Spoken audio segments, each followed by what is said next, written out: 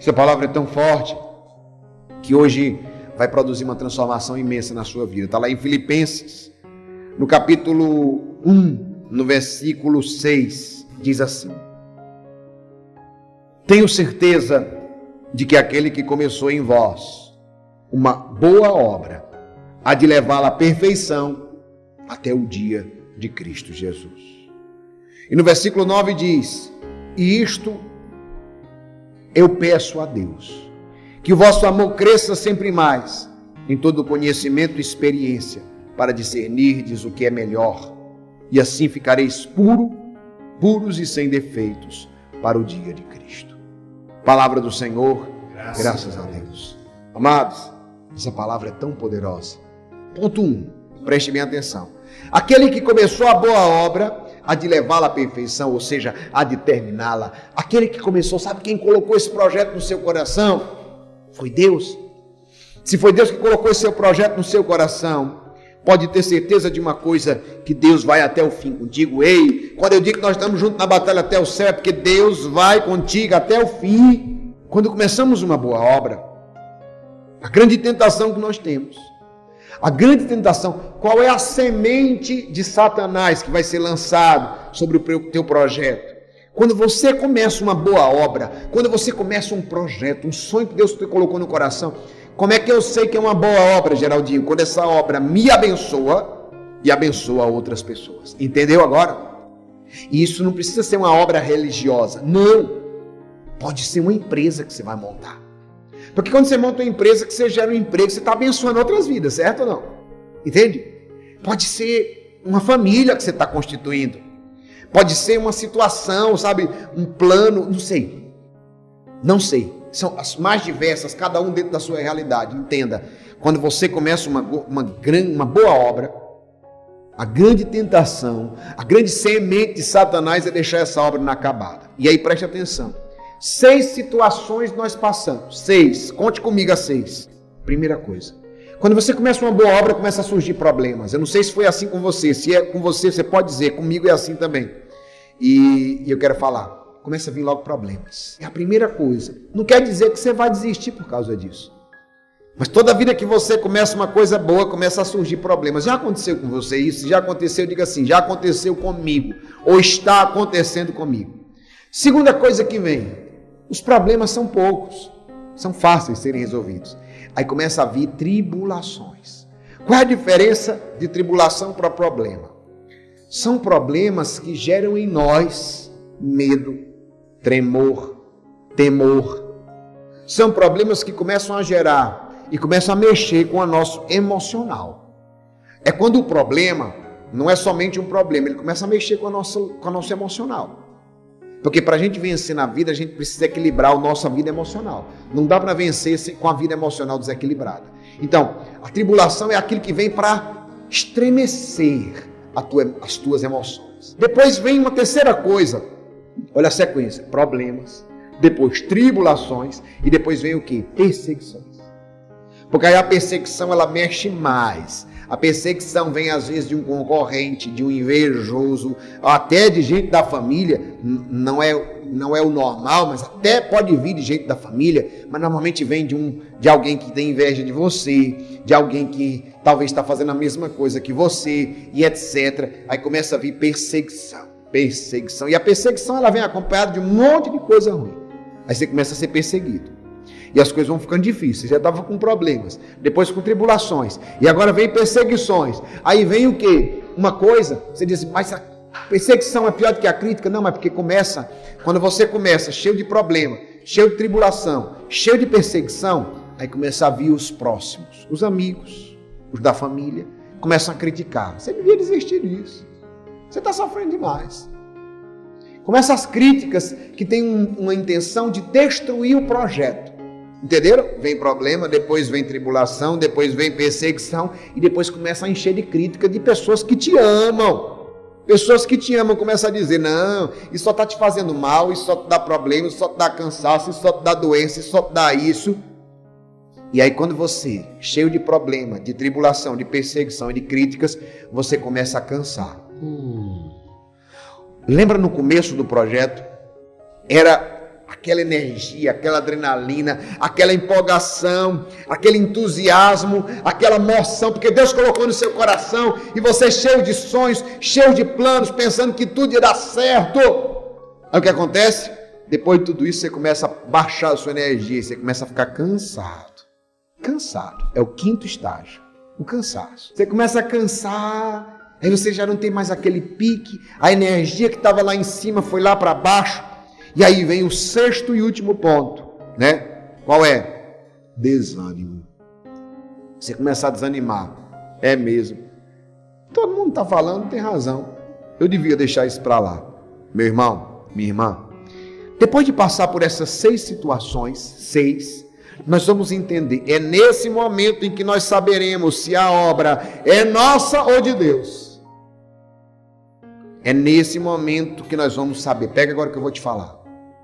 É nesse momento que você vai saber se essa obra é tua ou é de Deus. Como assim, Geraldinho? Existe uma lei chamada Lei de Gamaliel.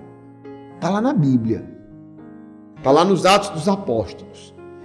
Uma lei de Gamaliel, quando estavam perseguindo os primeiros cristãos, que prenderam e etc. Aí Gamaliel, um homem muito sábio, o que é que ele diz? Ele diz assim: se for dos homens, por si só se destruirá. Deixai-os ir.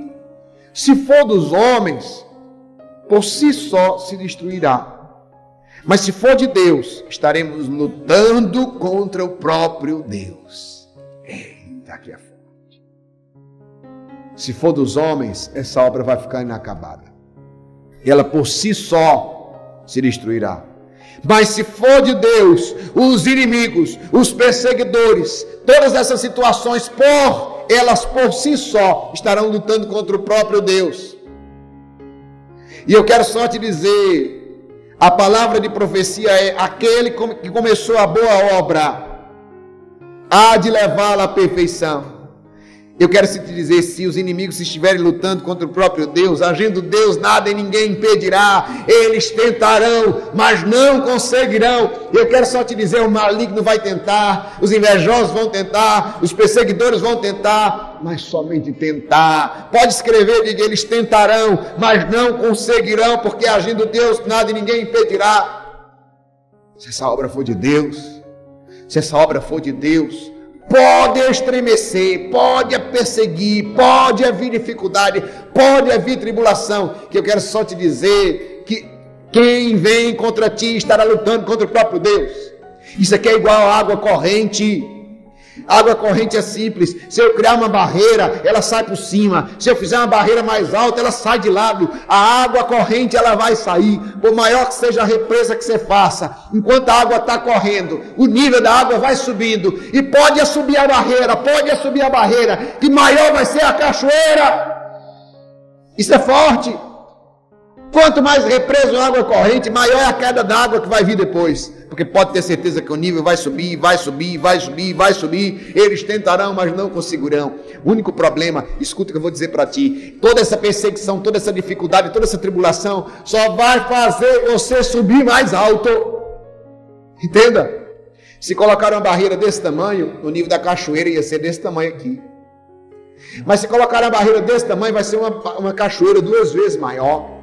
Se colocarem 3 vezes, 4 vezes, vai ser 10 vezes, vai ser uma cachoeira 10 vezes maior. Entendeu? Então isso daqui é muito forte. Tentarão, mas não conseguirão. Eita palavra poderosa! Tentarão, mas não conseguirão. Forte, né? Sabe por quê? Aquele que começou a boa obra há de levá-la à perfeição. E foi Deus que começou essa obra no teu coração, você sabe disso. Porque Deus colocou no seu coração, e tudo aquilo que Deus colocou no seu coração é porque já existe. E se foi Deus que colocou isso no teu coração, não tenha medo das perseguições, não tenha medo das dificuldades, não tenha medo das tribulações, não tenha medo das críticas, não tenha medo do cansaço, não tenha medo do desânimo, porque isso aqui é água viva. Aquele que crê em mim, do seu interior fluirão rios de água viva. E aí o apóstolo faz 2 pedidos: que o vosso amor cresça sempre mais. E o segundo pedido é conhecimento e experiência para discernires o que é melhor. uma coisa importante. Atenção. As pessoas querem crescer em tudo, e é importante crescer em tudo. Mas elas se esquecem de crescer no essencial, no amor. E eu quero só te dizer que você precisa crescer no amor. É porque é só o amor que nos realiza. Cresça no amor. O amor é o que te realiza. Tem muita gente crescendo no ódio. Você precisa ir contra a corrente. Cresça no amor. Se você conseguir tudo sem amor, no final você não tem nada. Se você conseguir tudo sem amor, no final você não tem nada. Seja especialista no amor. É a primeira coisa que o apóstolo pede. A segunda coisa que ele pede é conhecimento e experiência para discernir o que é melhor. Salomão pediu a Deus, ele não pediu dinheiro, ele não pediu reinos, ele não pediu poder, ele só pediu a Deus sabedoria. E só se adquire sabedoria com duas coisas, conhecimento e experiência. Com sabedoria nós temos o discernimento do que é melhor. Porque na nossa vida nós somos confrontados duas vezes entre dois bens e dois males. Você já percebeu? Nós temos um confronto que é entre isso é um bem e isso é um bem. Qual dos dois bens eu vou escolher? Isso é mal, isso é mal. Qual dos dois males eu vou escolher? E é preciso ter sabedoria. Como é que eu adquiro sabedoria? Fazendo aquilo que Deus colocou no meu coração. Entenda, mas Geraldinho, eu sou muito jovem ainda. Quanto mais você faz, mais experiente você fica. Porque a maioria das pessoas é bloqueada. Então tem gente com 60 anos, com 70 anos que tem pouca experiência. Viveu muito, mas experimentou pouco. Então eu quero só te dizer uma coisa, que Deus hoje possa libertar você para que você possa ter grandes experiências. Agora, como eu posso ter grandes experiências e adquirir sabedoria? Como? Fazendo tudo aquilo que Deus colocou no seu coração. Sendo livre, deixando a água correr, deixando a água fluir. Ei, amado, amada, deixa a água fluir, deixa a água correr. Deixa a água, sabe, isso aqui é forte. Deixa a água fluir na tua vida. Quanto mais a água flui, quanto mais você faz. E eu quero só te dizer uma coisa, que não paralise a obra que o Senhor colocou em suas mãos. O teu projeto não ficará inacabado.